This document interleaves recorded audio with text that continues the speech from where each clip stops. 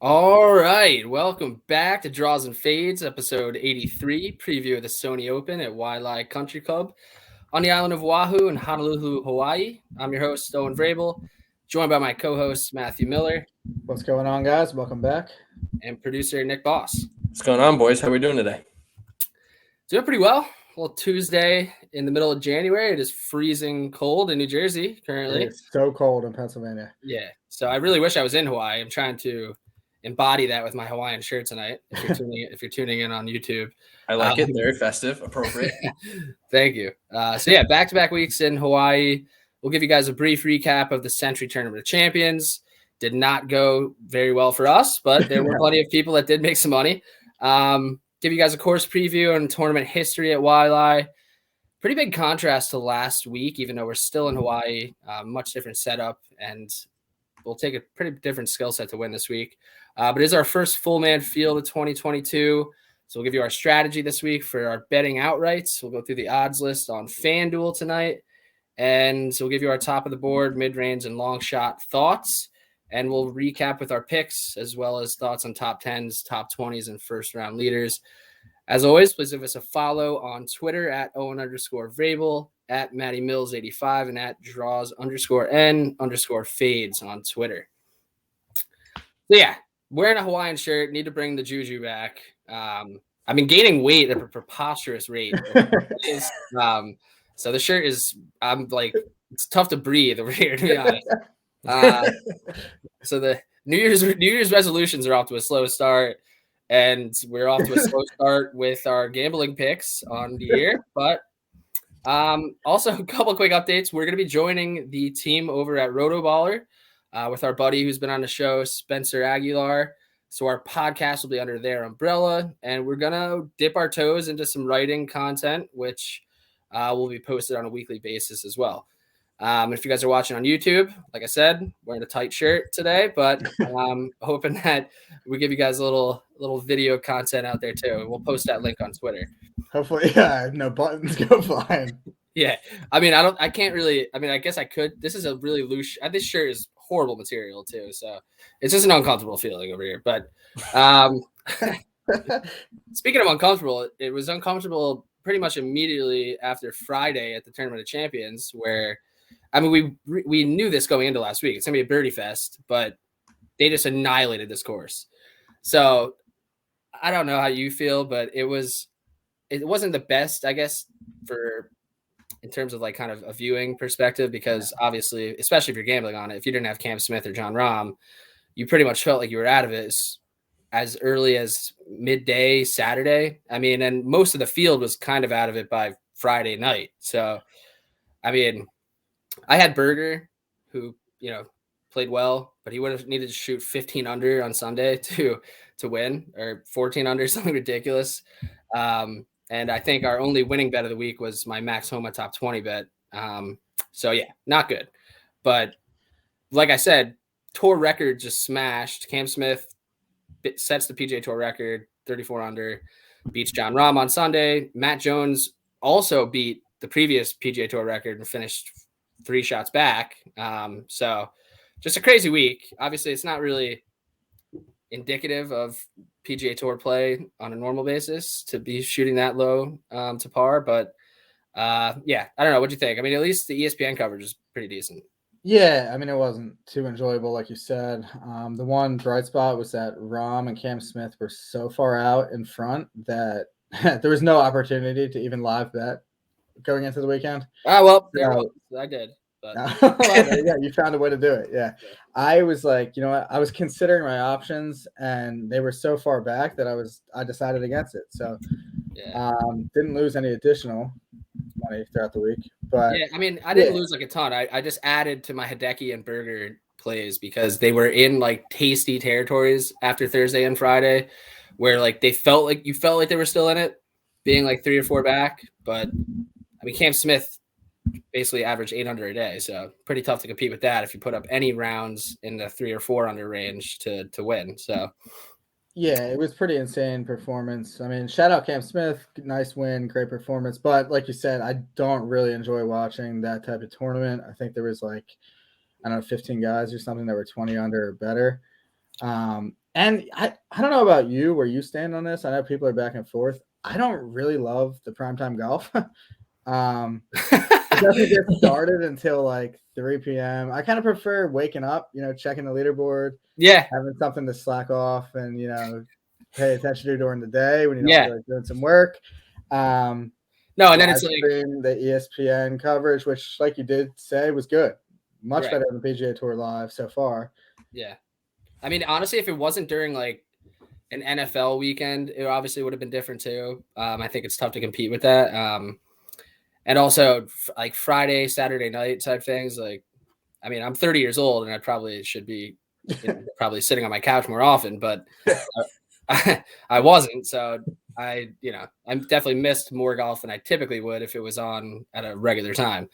But we're going to have more primetime golf this week. We're still in Hawaii, so we just got to slap ourselves in the face and get ready for golf this week because we did have some friends at least make some money. We had Brian Kirshner, who was all over Camp Smith. Our buddy Luke Sweated Out, who's been on the podcast, all over it.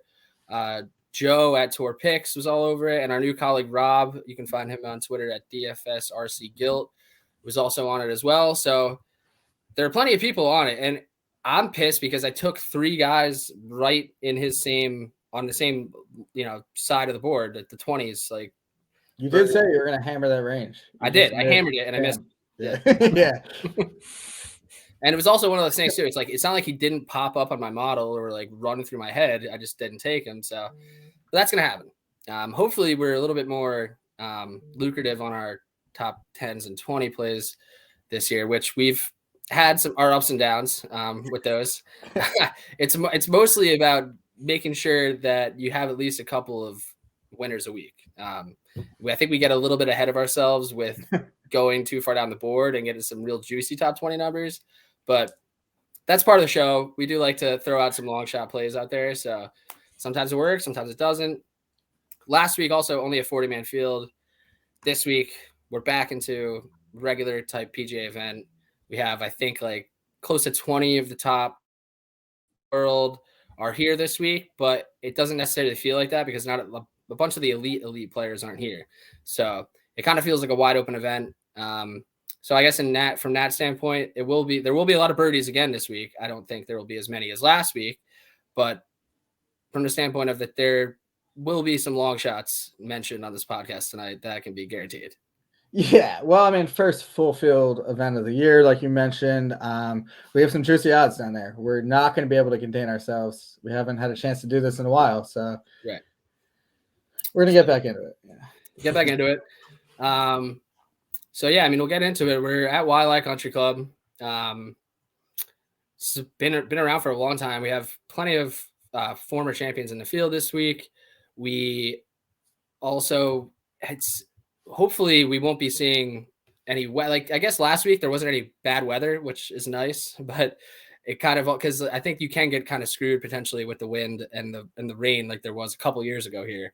But yeah, Matt, what are we working with at Waialae? Like I said, we do have some former champions in the field. Cameron Smith won this as far back as 2 years ago. Kevin Na is the reigning champion. And yeah, run through what we're working with at Waialae this week. Yeah, we have a par 70, 7,044 yards, Bermuda greens.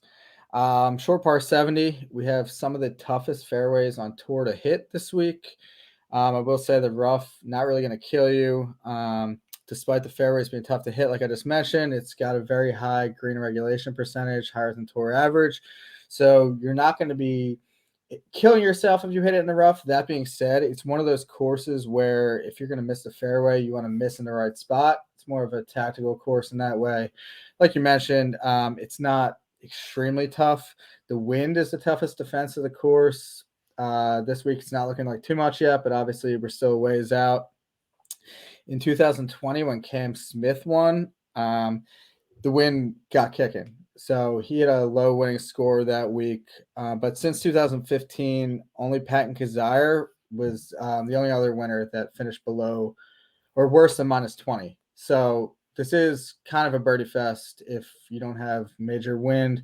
Justin Thomas got all the way up to -27 in 2017 when he won. So there are definitely birdies to be had out there.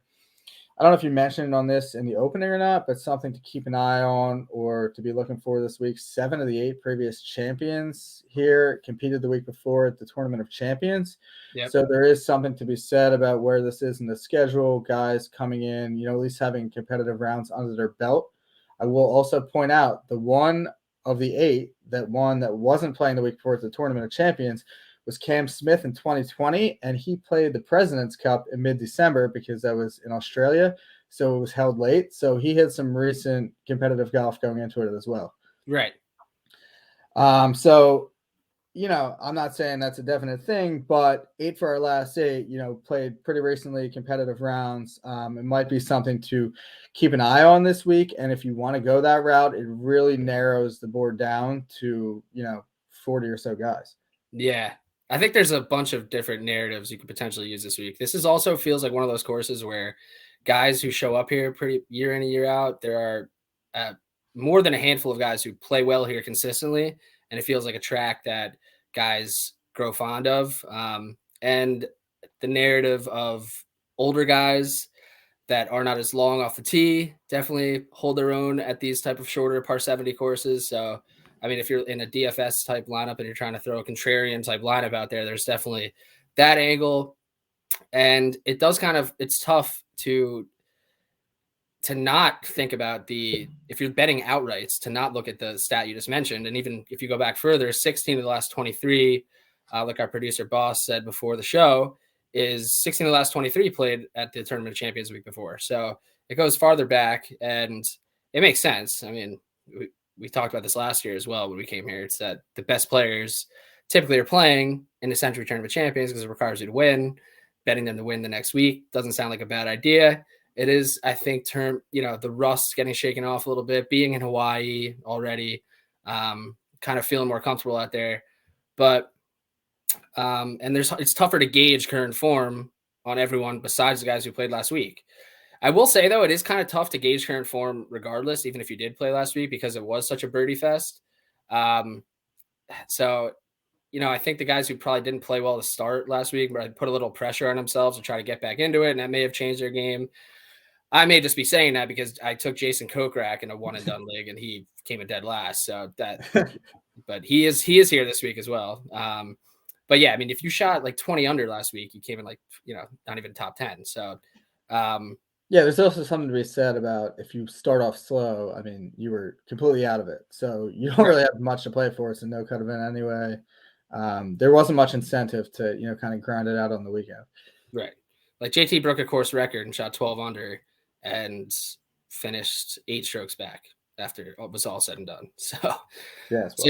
But yeah, like I said, there's not a ton of the elite guys here. I think you nailed a bunch of the things that I would mention, but yeah, it's tough to gauge driving accuracy because it's tough to be accurate here regardless, but it's kind of just avoiding like the big miss.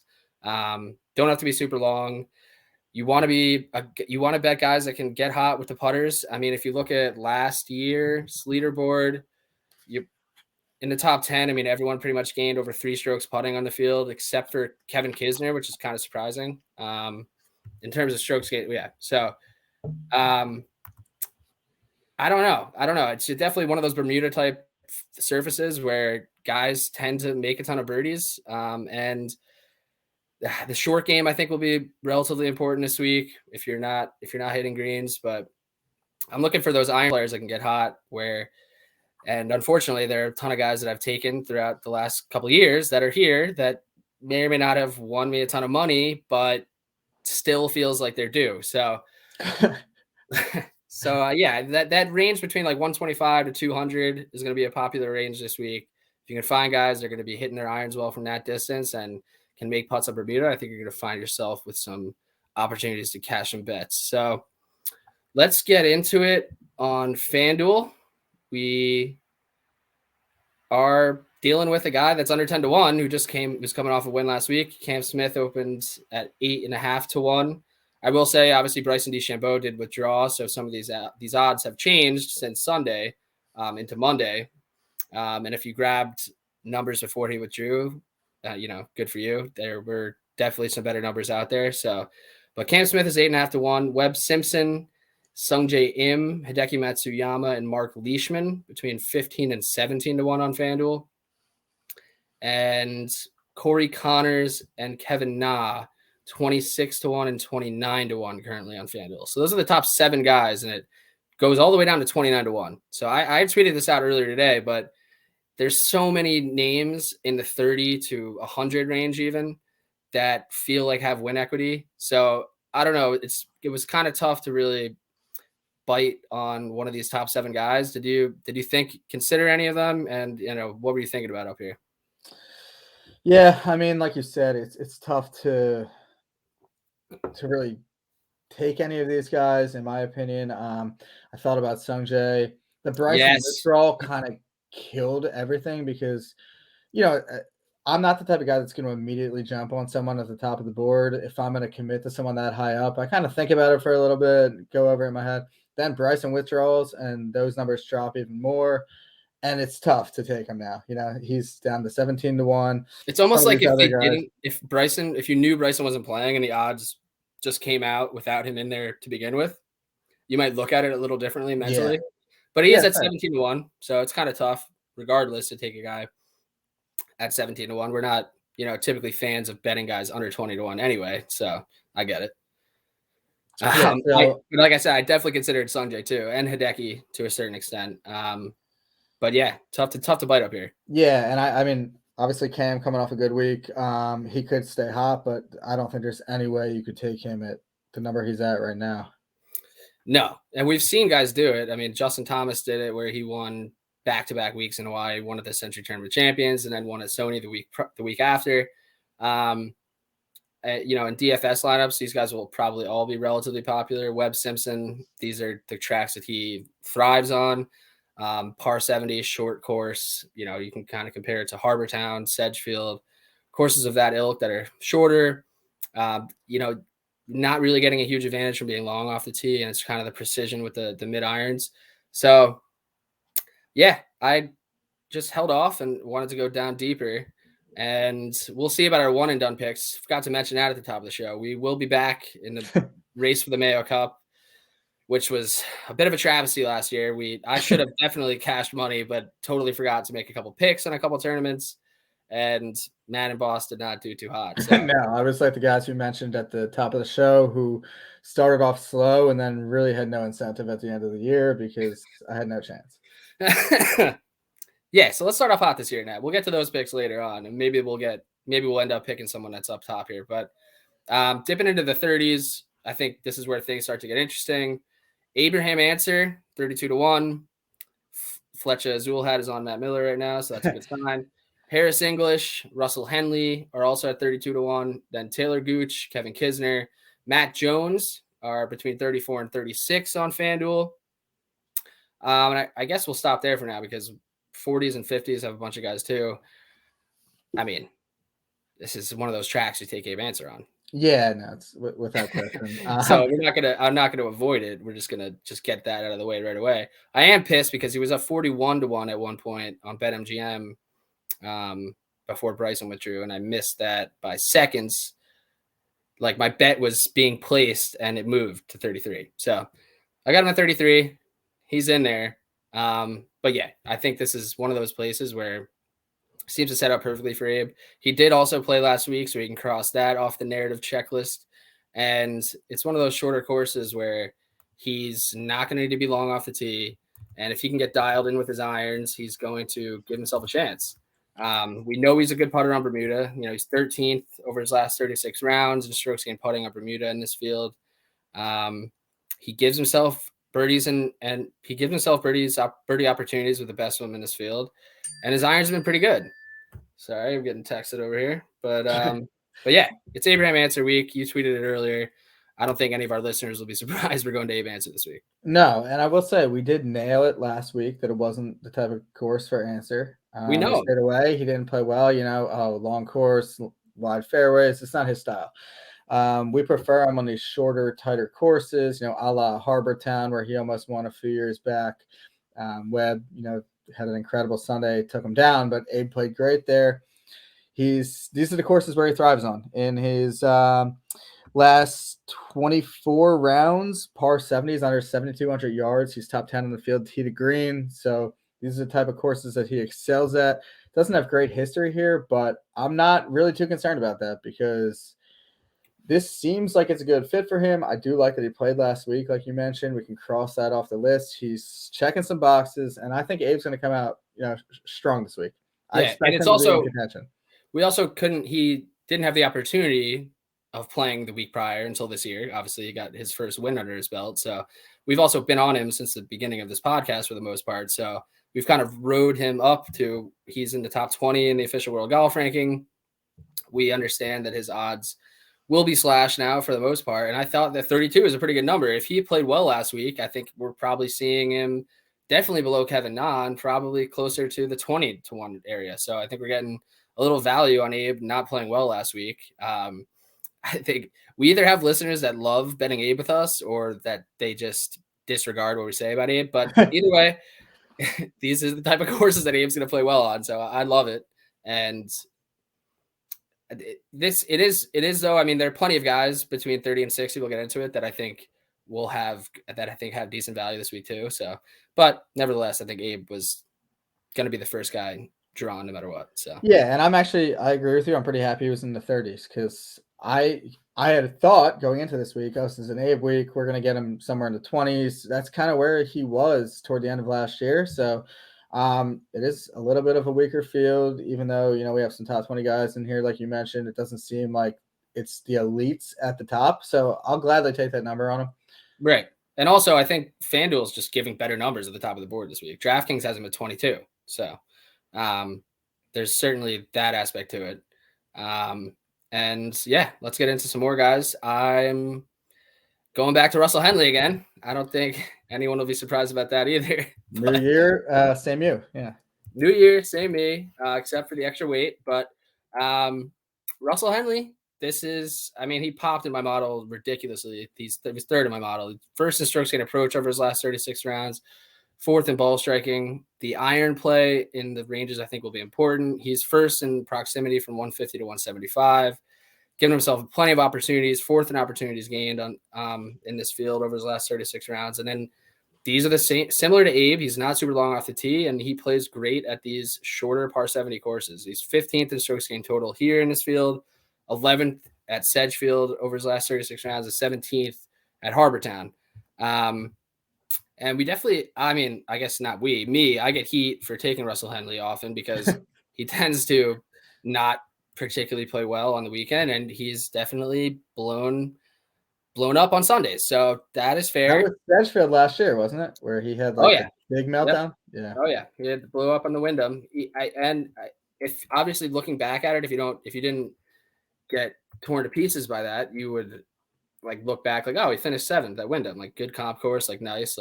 So I think people are just off of Russ because of certain performances like that, but it's golf. That's going to happen. And he's proven over the past year that he can definitely pop up on leaderboards. And it's kind of just, can he consistently do it for 4 days and close the tournament down on Sunday? We'll see. He's done it here before, which I also like. And I think it was actually, he was the first player to win here. I forget the exact stat, but he won here a few years back, and he's got it in the bag. He shot 24 under in 2013. I think it was actually his first professional PGA event. So he's got the capability, and it's back to Russell Henley for me in 2022. We'll see if I continue to beat his drum. He's definitely going to have to play well this week because I'm going to take him for top 20 as well, and he tends to blow those too. So we'll see, but I like Henley a lot this week. I think this course sets up perfectly for him, and he actually finished the year strong, and in the fall swing played pretty well. 7th at the Houston Open, 22nd at the RSM, 25th, 21 CJ Cup and Shriner. So I think he's coming in with as good a form per se as you could have with having a 2-month break. But Russell Henley, 32-1. Yeah, I feel like we have the Russell Henley conversation quite a bit. Yeah, I just rambled on about his ass, and now I've run out of things to say in return about Russell Henley. I will say I I might take him for a first round leader this week because he is a guy that can get like really hot, and I expect him to play really well and be near the top of the leaderboard going into the weekend. That seems to be kind of his like MO. It's a matter of finishing it off for him, but I don't have the number in front of me. I do feel like he's a decent first round leader play here. Yeah, I will be joining you on that if you end up doing it. But did you end up taking anyone else under 40? I took Kisner here last year. Did not work out. Yeah, this is a course similarly that I think sets up well for him. But unlike Abe and Russell, I don't know. He's not played well. I don't know. I don't know if he can kind of just show up this week and win. But there's certainly the angle to take Kisner this week. He's played well at Sedgefield and Harbortown as well. And he's a good putter on Bermuda. So those might be my things for Kisner. I'm not going to do it. I'm going to work my way down the board. But yeah, I considered him. I think, if I'm not mistaken, 2 years ago, our first Sony Open preview, we won a top 5 or top 10 on Kisner. So it does have some good juju for us at this course, but I'm not going to take him this week either. The number was too low for me. If it was somewhere like 50, maybe I would do it. But yeah. 34 right now, I can't. Yeah. He finished 4th back in 2020. And he finished 4th back in 2017, 5th in 2016. He definitely could play well here. I just don't like his. He did not finish the year strong. Not giving me much confidence, and the number in comparison to Henley and Answer, I think, are much better overall than Kisner. Not as good. Yeah, no, I agree. I don't think. Speaking of bad numbers, Matt Jones is at 36-1. So I mean, I couldn't imagine betting Matt Jones this week. Yeah, if someone bets Matt Jones wins this week, God bless their soul. That is incredible. If you bet Matt Jones at 36, I mean, hats off to you if he wins, but I can't possibly imagine him coming back-to-back performances like he was like over 150-1 last week in a 50-man in a 40-man field. Yeah, no, this is the worst number on the board. Matt Jones, 36. Yeah, I think there's some other bad ones, but he's pretty bad. That probably, I don't think it can get worse. So let's move on into the 40s and 50s. Kokrak, Cameron Davis, Billy Horschel, Seamus Power, Christian Pizanehout, Siwoo Kim, Maverick McNeely, all at 46-1 on FanDuel currently. And then another slew of guys at 55, Eric Van Rooyen, Chris Kirk, Brian Harmon, Brendan Steele, Keith Mitchell, Charles Howell, and Joel Damon. So all those guys are at 55. So I just listed off about 15 or so guys. Big range here in the middle. And these odds have kind of fluctuated over the last day or two. So you may have been able to get better numbers on these guys too. But I'm assuming you got a couple darts to throw this range here. Yeah, I have a lot of guys in this range to be, It's also a tough range just to narrow down in general. I think there's plenty of angles to be had in this range.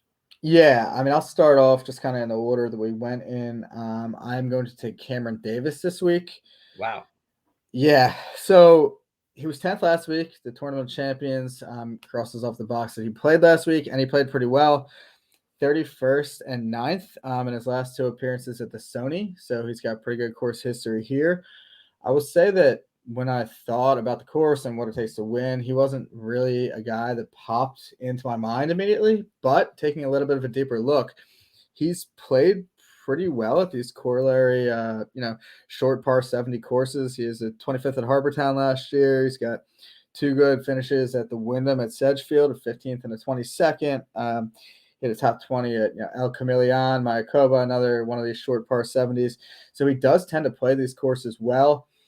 I think that he's a nice young player. He's got good talent. We were on him a lot at the beginning of last year. He kind of fell off toward the middle, but seems like maybe he's kind of figured some things out. At least last week, he looked pretty good. Not, to read too much into it because it's an easier course, but I'm going to take a shot on him this week. I got a 50 on him, so I'm going to ride it out and see what happens. All right. Yeah, Cam Davis. He's definitely an up-and-coming Aussie. I think he's got plenty of upside. And yeah, there are plenty of names to pick from in this mid-range. I'm not committed to anyone in this 46 range. I do have a better number on one of these guys later, but I thought that Jason Kokrak, 46, again, if he plays well last week, I think he's in the 20s. Guy who's won 3 times in the past calendar year. Seamus Power's been playing really well. Even Billy Horschel, I think, is a guy that could potentially pop off here. And those 3 guys in particular, and Cam Davis, the 4 of them, obviously all played last week too. So I do like that from that perspective. Chris Kirk, I just looked. You can find him at 70 on DraftKings, and he may be a prop play for me in a top 20 market or something like that. He's very volatile, but he does have 2 runners up here and a 5th dating back to 2013. And in 2018, he came in 10th. So he's got 4 top 10s, 2 runner-ups. And I don't know. It seems like he kind of loves his course, but then he also mixes in 4 missed cuts in the past 7 years with that. So you don't really know what Chris Kirk you're going to get, which makes me hesitant to take him for an outright. I still may end up doing it because that's, sometimes I can't resist, but I think I'm going to play him in the top 20 market in some capacity if I can find a pretty good number there. Yeah, I don't know. This is the week where, again, we mentioned it, where guys can show up here year in and year out. He's been here like 10 of the last 12 years, something like that, and just 4 top 10s. Tough to turn your eye on that. And then one of my first clicks of the week actually was Joel Damon. He's at 55 to 1 on Fanduel now, but I got him at 75 to 1 on Monday morning. And I think there's a lot of good things to be said about Joel this week. With the narrative of playing last week, he actually played pretty well. I mean, he shot 15 under, ended up coming in 28th, which obviously is not anything to write home about. But in a birdie fest like that, I think just getting your feet wet and being in Hawaii is a good thing. Close out the swing season in the fall, pretty well. 5th at Houston Open, 29th at the RSM, 24th at the Shriners. And he's played pretty well here. I mean, he came 12th here in 2020, 22nd in 2019. Again, not a super long hitter, can get it going with his irons. He's 19th in strokes gained approach and 15th in ball striking in this field. 5th in birdies or better gained. 17th in opportunities gained. His short to mid irons, again, are at the top of this field. And the comp courses are, pretty good. He's been good at these shorter courses. So Joel Damon, 75, I thought was just in comparison to, I think, what his upside is. And Coastal Joel. Well, let's go with that angle. So yeah, I'm actually on Joel Damon with you this week. I didn't get the 75. I got a 65, but still, I was pretty happy with it. I think that he's a good play this week. I like that he played last week. I like him for all the reasons that you said as well. So he's another click I have in this range. And I have a couple more. I don't know if you have anyone else in here or if I should just keep firing away. Just fire away because, I've resisted till now on taking anyone else here, but I'm open to throwing some more. So minutes before the show, I decided that I was going to take Siwoo Kim this week at 6 to 1. Yeah, I was looking for one more add to the card. And I've landed on Siwoo. So he has a top 5 here before in his career. Look at some of these, corollary courses. Top 5 at Harbor Town. He's top 5 pretty much every year at Sedgefield, where he's won before as well. He plays these type of courses well, and I like Siwoo because I feel like he kind of has like a weird reputation because he's a weirdo, a volatile guy, but he kind of wins a lot. To be 46 to 1. I mean, he won the Players, which is obviously a huge victory, but he also last year he won the American Express. I just touched on he won the Wyndham before. He kind of racks up a little bit of wins, so I think that he has win equity, and 46 is not a bad number for him. He did play last week, so I'm going to ride with Siwoo Kim this week. All right. Yeah, I don't hate it. It's like we don't touch on Siwoo too much because he is, again, one of those kind of volatile guys that you don't really know, but it does seem like these shorter type courses are a fit for him as well. And, I mean, him winning the Players is an anomaly, I would think, but maybe Siwoo gets hot in 2022. Yeah, no, I don't think he's going to have another win quite like that. On his resume, although I did bet him got a little carried away and bet him last year at the PGA, and he did miss the cut on that one. So I'm going to stick to him more on these, smaller events and lay off him in the bigger ones. That's probably a good idea. All right. You got anyone else for us in this range? I mean, yes. Well, I got him 70-1 a little bit earlier, but he's in this range that we just touched on. No surprise to, any of our longtime listeners, but I'm going to take Keith Mitchell this week. Killer Keith. Yeah, Killer Keith. I can't resist. 3 top 25s here in 4 tries, 14th last year. He's got obviously good distance off the tee, which is not really going to be necessary this week, but I believe that he's going to be able to club down and have better accuracy. Bermuda is his best putting surface. He got his lone win on Bermuda at the Honda Classic. And, Killer Keith's got to be coming in pretty pumped. Well, Georgia Bulldogs claiming the national title last night. I think Keith's got, coming in good spirits. So I am going to take Keith Mitchell this week. I might take him for a top 20 as well. But I cannot leave, my guy off the card for the first full field event of the year. Fair, very fair. And, there's a lot of Georgia Bulldogs in the field, to be fair as well. But that angle will suffice. I can't not do this. I have to say it at least. We'll see if I can avoid. I can't avoid it. I'm going to take Charles Howell III, Chucky 3-6 to win. No, not to win. Oh. I'm going to take him for top 20. I took him to win last year, which ended up obviously being a mistake. He did not win, but he's just insane here. He just shows up every year and plays unbelievably.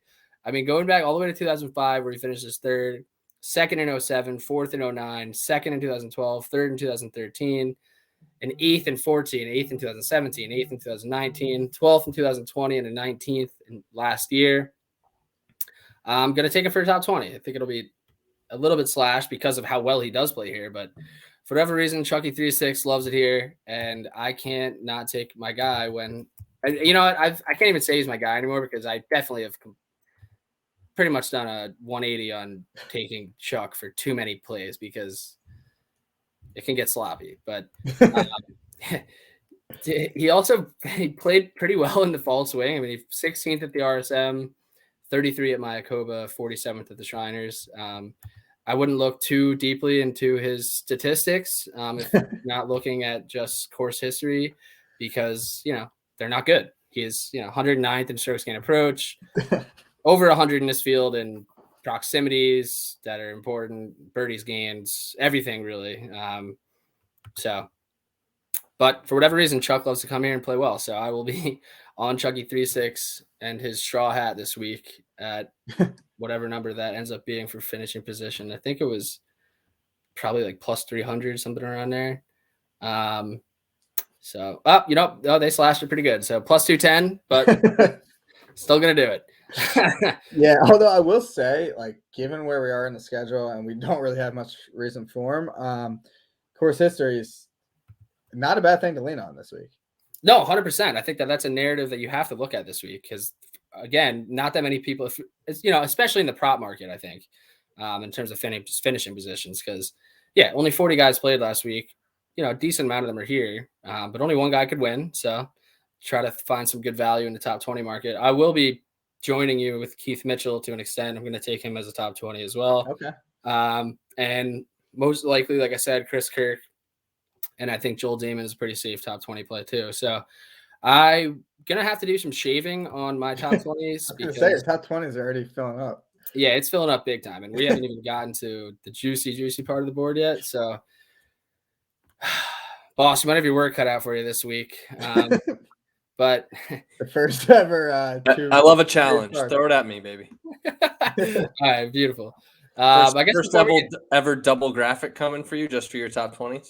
Maybe that wasn't a realistic option. I was being sarcastic. Okay. All right. One page. Well, before we get into it's for your own good too. Trust me. Yeah, you're probably right. No, I know I am. I've seen how this story goes. Yeah. All right. That's fine. Enough. Before we get too deep, do you have any thoughts on, I guess, anyone under 50-1? You taking anyone? Yeah, I'll give you. I mean, you guys have touched on a handful of guys. Especially like you said, with courses like this that kind of have a prototypical kind of player that succeeds here. There's the usual handful of names. You guys have thrown most of them out. I will jump on the answer train. We're an answer podcast. I can't let you guys win and me not win. That's simple as that. So that's all I need to hear. Above that, I am going to take Mark Leishman. Actually, I know you guys didn't really touch on him because you're we didn't touch not him. really Leishman guys. He was actually fourth in my model too. So I got a little bit of better number. I got a 22 before things started tumbling. Not great, but better than the 17. But a fun fact that I'm sure you've probably seen if you're looking at golf stuff this week, but he has never missed a cut in 12 starts at the Sony. In those 12 starts, he has 4 top 10s and 7 top 20s. So pretty good stats. He just loves this course. He played pretty well last week. He putts well on Bermuda. That's all I need to see. So he's my guy up at the top. Answer right after that. And then I'm probably going to add a couple of guys a little later. One guy we haven't gotten to yet. I think you might get to him, Owen. So I'll leave that for you. All right. Yeah. And Mark Leishman, that's on me. I mean, I mentioned his name, but then just didn't say a word about him. It's all right. He's definitely it's a good idea probably to play Mark in some capacity this week. He is second in strokes gained total at Wiley over the last 36 rounds. And he is also can get very hot in that shorter iron distance and putts well in Bermuda. So all things considered, I don't hate that play. Yeah. I guess I'm just not really a Mark Leishman guy. But it's hard to ignore the stats. Yeah. He is kind of a likable guy, though. I don't know why we don't like him. Yeah, I don't know. Maybe it's just something with the way he looks. I don't know. Yeah, I was going to say, it's something like that, isn't it, man? Yeah, it's just kind of like I don't know. Yeah, that's fucked up, man. All right, well, thank you, boss. We will. What's the reason for you not liking him? I don't know. Gave a reasoning. Yeah, I don't know. Maybe it is his looks. But yeah, we're over 75 to 1 on FanDuel. And I do have one more outright play and actually probably a couple more, but we are at 75 to 1 on FanDuel. Ryan Palmer, Brendan Todd, Denny McCarthy, Brendan Grace, all at 75. Takumi Kanaya. I'm butchering the shit out of that. He's at 80 to 1. Keegan Bradley. I was waiting to see how you pronounce that. Yeah, well, I should have looked that one up. Like phonetically, I should have looked that up. Tom Hoagie, 90 to 1. Patton Kazire, former champion. Aaron Rye, Stuart Sink, Emiliano Grillo, KH Lee, Zach Johnson, all under 100. And then FanDuel jumps up to over 120. And again, like we mentioned this every week, but take a look around. FanDuel definitely have better numbers up top, but I've seen better numbers kind of down below on different books. So keep an eye out for that. But yeah, man, I'll let you open the floor. Over 75, under 120. Yeah, I do kind of like this range a little bit. Not any outrights, but I have way too many top 20 thoughts. Yeah, top 20s. I do like a couple guys. So I take this guy. I should look up my record on this guy before I keep taking him, but I'm going to do it again this week. Brendan Todd. I feel like I'm like Todd father. The Todd father. Yeah, I feel like I'm like pretty confident every time I take him, but I don't know how many times it's actually cashed. We need an analytics guy because definitely. Yeah, I'm not an analytics guy. Yeah. But I will say these are the type of courses I like him at because every time I'm drawn to the fact that he's number 1 last year in driving accuracy and he's a good putter. He's a top 10 putter on the year. So he's got 2 of the things I'm looking for this week. He's played well at some of these shorter courses. He's won at El Camaleon before, and he won at Bermuda, which is another, coastal track. We're dealing with, kind of a coastal track with the win this week. So I feel like Brendan Todd fits pretty well. He's made 4 or 5 cuts here. He was 21st last year. So I'm going to take him for a top 20. I got to look up what that number is, but I feel like that should be very much a play this week. Yeah, no, I agree. He putts well in Bermuda, and I like that better than probably an outright play on him. And yeah, like I said, I think this range is filled with potential good value for top 20s. Going to go back to a guy who I've taken plenty this over this podcast tenure. I'm going to take Ryan Palmer for a top 20. Again, older guy. A little bit of an older guy. He's, not as long as he used to be, can get hot at a course like this. And for whatever reason, I think he's kind of continued to just show decent form over the past year. I mean, he had a runner up at the Farmers back in, end of January of last year. Not too many top 20s after that, which is a little bit unfortunate, but he does have good course history here. He's a former champion going back to 2010. Finished 4th in 2020, 13th in 2016, 17th in 2015, 8th in 2014. Plenty of course history to go for on Palmer. And I think he probably has a little bit of an advantage where, guys aren't necessarily ramped up for this event yet. And I think there is an aspect to the experienced guys who come here year in and year out, a la Chucky Three Sticks, Ryan Palmer, and potentially a few other names I'll throw out there as we get through this. But Ryan Palmer top 20, I think, is a good play. Yeah, actually, I don't hate that. I feel like he's, like you mentioned, I mean, maybe he tailed off a little bit last year after starting off pretty good. But at the same time, like, I remember not that long ago where we were seeing him in like the 40s for events. Yeah, it definitely was very shortly after the Farmer. Last he did finish in 4th at the Tournament of Champions the year in 2021. So he ran a little hot for a month or so. Like he 4th there, 2nd at the Farmers, and then 17th at the Players and 17th at the Valero in March and April of last year. This is his time of the year. It's like first quarter Palmer. First quarter Palmer, yeah. Don't take him later in the year. He gets a little tired, but he can definitely start out hot, so I like it. Yeah, I like it too. I don't hate that play. And I'm going back to another familiar face before you get started here on Denny McCarthy. I was expecting you to take him. Yeah, it's obviously just another. He's just one of those guys that I can't really get away from because I think he can get so ridiculously hot with the putter that he can win an event. We've seen him play well at the end of last year in the fall swing, 10th at the RSM, 11th at the Houston Open, 15th at the Mayakoba. So stringing together 3 top 15s in a row before our little hiatus here. And he played well for the most part in 2021. I don't know. I mean, it's definitely not going to be an advantage. I can't say that after everything we've said so far today, that he hasn't played this event before. Because I do think there's an element of the course history that will play a factor.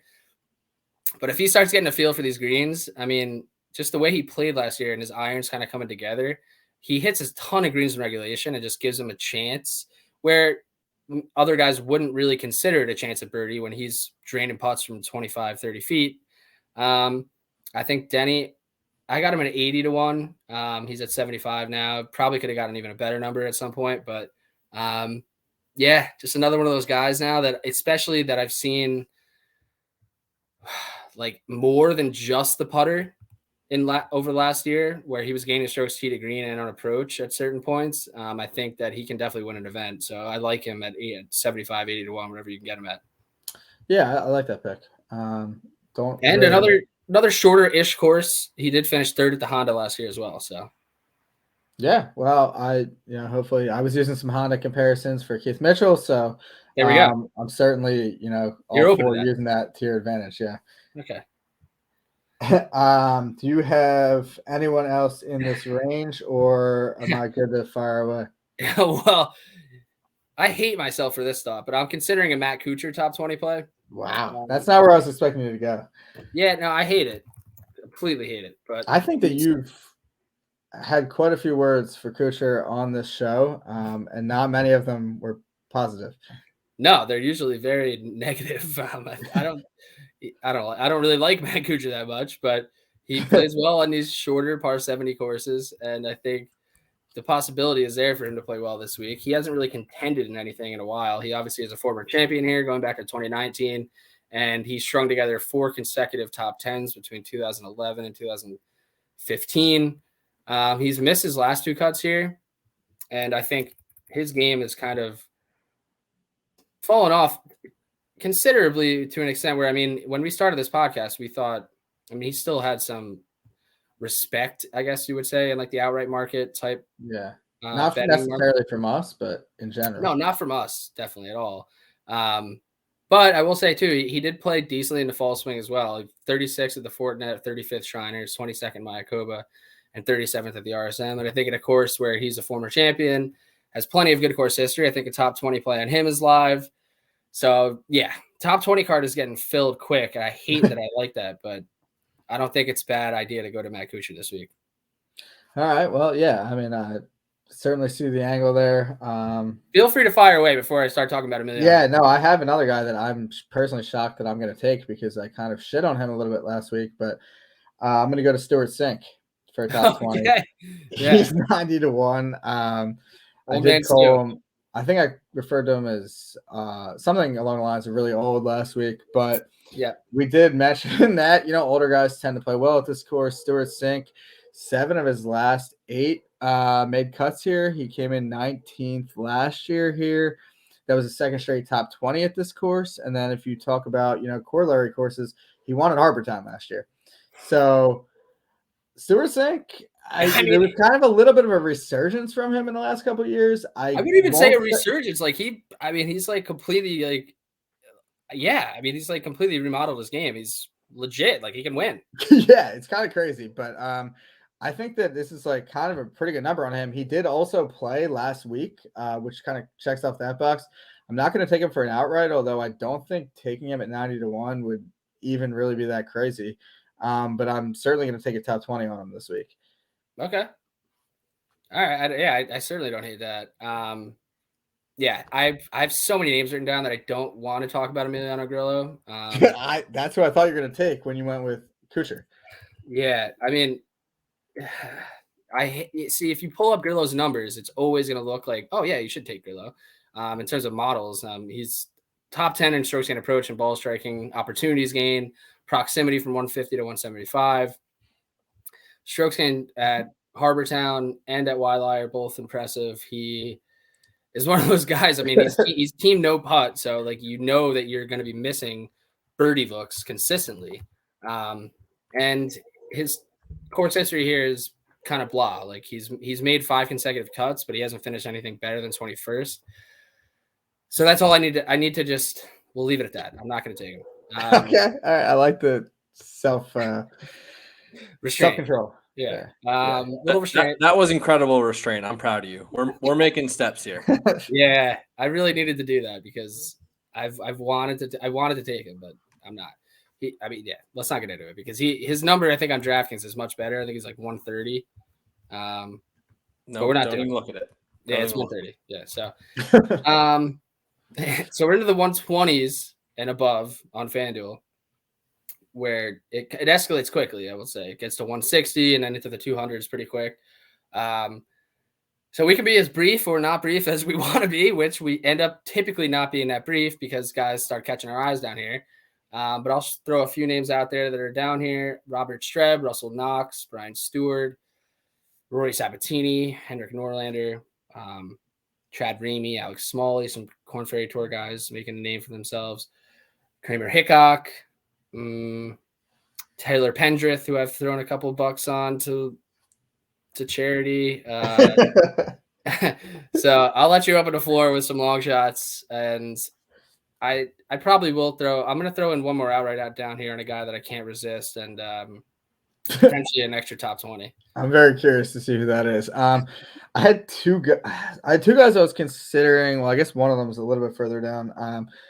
120, I gave a thought to Brian Stewart. I really don't want to bet Brian Stewart, so I'm trying to find a way to keep him off the card. But he does have 4 top 10s here, so he's kind of far enough down the board where that might not be a bad top 20 play. I got to look at that number, see where it falls off. I don't want to necessarily skew your opinion or anything, but in the model that I ran, Brian Stewart came in 5th. So 5th? Yeah. Oh, man. It's kind of incredible because I will say, I'll just give the listeners a little bit of preview. Like it's not like my model's spitting out random names. Like it's Webb Simpson, Cam Smith, Russell Henley, Mark Leishman, and then Brian Stewart is sandwiched between Sung J.M., Joel, Damon, and Abe Answer. So that's absolutely insane. Well, all right. I guess I'm going to have to take him now. That's wow. It's not what I was expecting. I was hoping there was going to be the opposite where he was like dead last. And he's not. He's up there. Okay. And I guess the reasoning is probably because he's a pretty accurate driver of the golf ball. He's given himself plenty of opportunities to make birdies over his last 36 rounds. His ball striking and approach game has not been poor. And then his course history is pretty good, obviously, especially here and then at the comp courses as well. So all those in combination with each other gave him a nice bump on my model, which I'm kind of shocked by too, and that might mean that I should probably take him for a top 20. Wow. Yeah. Well, I mean, there could be a group play here down at for Brian Stewart. We'll see. I don't have that number in front of me for the top 20, but it's got to be somewhat decent. Yeah, it's got to be over 450 plus 430. Pretty good. Okay. That's on FanDuel. Could get a better number somewhere else. But yeah, the player down here that I'm looking at a long shot is a guy, again, a familiar name out of my mouth. I just can't resist a guy that can strike the ball like this guy can. Henrik Norlander, I think, has huge upside in his PGA Tour career. He's top 10 in both ball striking and approach over his last 36 rounds in this field. He's one of those guys that ends up disappointing typically with his finishing positions. But I am going to throw an outright on him because I think this is the kind of event that he could pop off at. He did finish 9th in 2020, 20th back in 2017. And yeah, I can't not do it. So there are plenty of other options, but when I start looking at Henrik Norlander down over 120 to 1, when he's kind of surrounded by guys that I don't typically take, I'm gonna go to my guy, Henrik Norlander, throw him back out in there. So yeah, I mean that's a play that you typically would make. I will say actually I guess you take him a lot, but he has been in it a few times for you. Yeah. No, yeah, he is. Well, and he also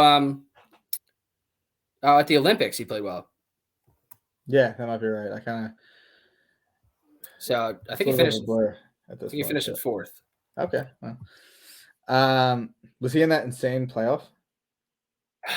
Was he in the playoff? Oh, shit. You know what? No, he did. He might have been. I don't even know. That was a wild late night. I take it back. He shat the bed. He didn't even come close to top 10. What the hell was I talking about? He was 45th at the Olympics. So.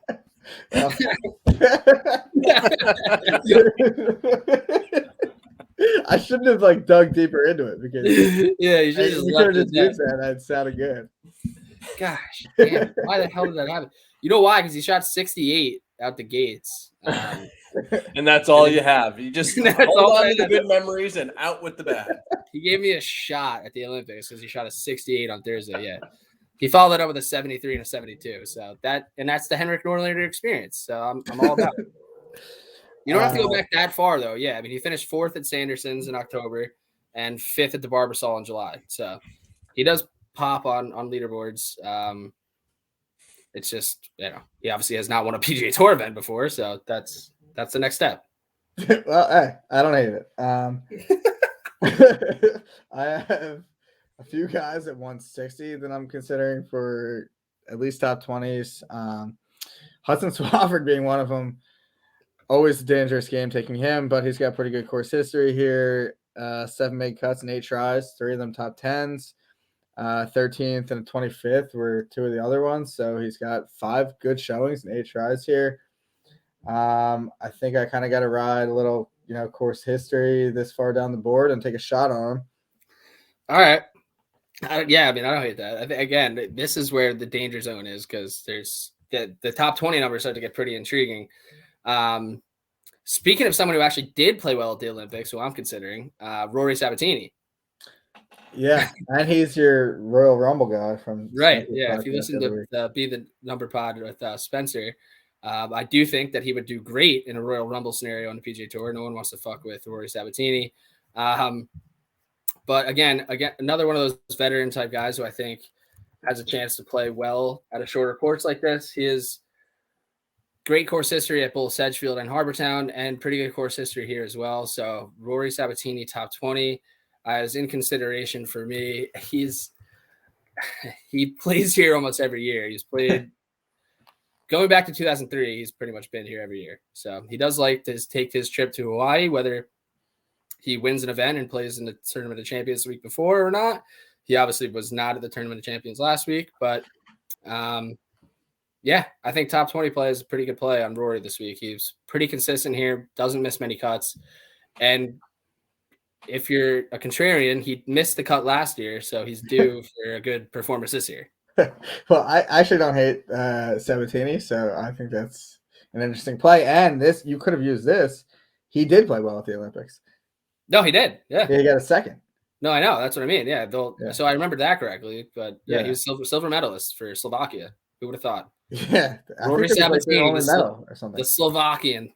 Yeah. No, he's an honorary Slovakian. Any thoughts on Graham McDowell 160? I mean, I like Graham McDowell, so I wouldn't hate taking it. Can you talk me out of it, or I can't talk you out of it because I like all of these old guys. Like I think Jim Furyk is live this week for a top 20. I think Luke Donald could be live for a top 20. They're not at any disadvantage on the field. They can kind of plod along, hit their tee shots where they need to be, not worry about distance, and they obviously can make putts. They've won events on tour before, which is a requirement to make putts. And it kind of feels like an event that McDowell could definitely show up and play well at. And he played well at the QBE. So, I mean, it's a throwaway event. Obviously, you're playing with a partner, but he played well. So, yeah, I mean, you don't have to go back that far. Well, yeah, I mean, 12th at Bermuda in October. And that's kind of like a, coastal type of track that we're dealing with this week. So, yeah. I mean, I could be convinced that a lot of these older gentlemen this week your top 20s. So I got my work cut out for me in narrowing down this top 20 card, but Graham McDowell could be on it. Harry Higgs will be on it now that we're down here. So yeah, Higgs. I could be talked into that one. It's another one of those. It's an event where like you got to make putts. It's a birdie fest type event. Yeah, I could like see him like Hawaii. This is like kind of his like scene. I could see him just like kind of getting hot and having some fun out there. yeah. And we're not asking for a ton. We don't need him to win. No. He just needs to beat 75% of the field. Yeah, I mean he's done it before. He could do it. No, yeah, he's definitely done it before. Oh god. Now, see, this is what happens. Yeah, I mean, but everything. Although I have a name for you that's you might. I mean, your boy is down here below Graham McDowell. You're not talking about Lucas Glover? Lucas Glover, the glove. Yeah, no. But you could. I've also another guy down here who's a putter extraordinaire, Andrew Putnam. You could do that. Yeah. There are plenty of you coulds down here. Yeah, well, a couple other putters. JT Poston, 280 to 1. Yeah, that's bad. Once you start scrolling down, you're like, huh, that could be not bad. Like 430 to 1 on Richie Werenski. Guy could totally get hot with his irons this week. Chesson Hadley, 430 to 1. He almost won last year. Luke Donald, 430 to 1. Kevin Chappell, remember when he had a good run? He was good. Yeah. 550 to 1 on Kevin Chappell. $2 with 1,100. Yeah, I mean, some of these guys, it's like it feels worth it to toss a couple bucks. Yeah, I mean, you could go that angle this week. I don't think long shots are by any means like out of it, but we prefaced this entire show with 7 of the last 8 players to win this event played in the Century Tournament Champions. These guys did not play in the Century Tournament Champions. Yeah, although to be fair, Lucas Glover did. Oh yeah, he did. Yeah. Yeah, no, and actually, so in terms of value, Lucas Glover, 190. I don't hate that. Yeah, I mean, I don't think I could do it, but if there's ever a time for you to get back on board, this is it. No. I don't want to do it. He's not played well here in his career, and yeah, let's get away from that. All right. I mean, that's pretty much all my thoughts. I mean, again, I think top 20 type plays down this far are. I mean, you could make it a little easier on yourself and do a top 30 or top 40. Fanduel offers those as well. But again, one of those weeks where there is no current form to speak of besides the guys who played at the Tournament Champions or potentially played in a QB shootout. So who knows? It's a new year, and there could be guys that play really well this week that end up getting their odds slashed for future events. So We'll see. That could be Henrik Norlander for me. I feel like he's just primed for like a few really good events in a row, and then his numbers will be slashed. Yeah, I can see it. Yeah. So I guess we'll see what our final cards end up looking like. But before we get to the recap there, one and done. We're back. The Mayo race for the Mayo Cup. Pat Mayo, great event. Winner gets $50,000, $500,000 in prize up for grabs this year. I'm glad that I can't see what position I finished in last year. It just says started January 14th, 2021, entry fee, total winning $0. So that's the only history I have. I know I was close and probably should have won money, but didn't. So this year, I could be potentially making the same mistake that I did last year, so to speak, but I'm going to go back to Sung Jae Im. I'm not going to make any egregious plays and play guys that there's only 35 events. Let's not get carried away and take guys that don't be a contrarian. Just be smart. Take someone that should play well. Because I'm also probably going to take Sanjay for a top 10 and hope that that's just one of my – that's going to be a cash. All right? So Sung Jae is my one and done play, boys. What are you working with? Yeah, I was going to take Sung Jae too, although Boss might have talked me into Mark Leishman because I don't think I'm going to use him again. And he seems to have pretty good history here. I could see that potentially being an angle too.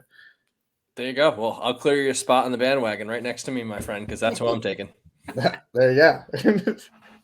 Oh, all right. Well, I guess that's that for one and done. I mean, yeah, it's the start of the year. You'd like to get started at and then your name is next to the line. You're in the money. Like that was me all year until like, the last event. So, tough scene. Very tough scene. So I still have to make potentially another outright play, but as of right now, I got Abe and Henley at 32, Joel Damon at 75, Denny McCarthy at 80, and then Henrik Norlander at 120. Going to take top 10s on Sung Jae and Henley, and the top 20 is just it's right now on my screen. It's just a massacre of potential plays. So I have Chucky 3-6, Damon, Killa Keith, Chris Kirk, Matt Kuchar, Ryan Palmer, Denny McCarthy, Rory Sabatini, all written down. We'll see where the card gets narrowed to. Because I do not want to be overexposed to start the year. I really don't. It looks like you're heading in that direction. It sort of feels like you do, to be honest. But well, I'm really going to be pissed when I list all those guys out, only pick 4 of them, and the other 4 are cash. So here we are. Yeah.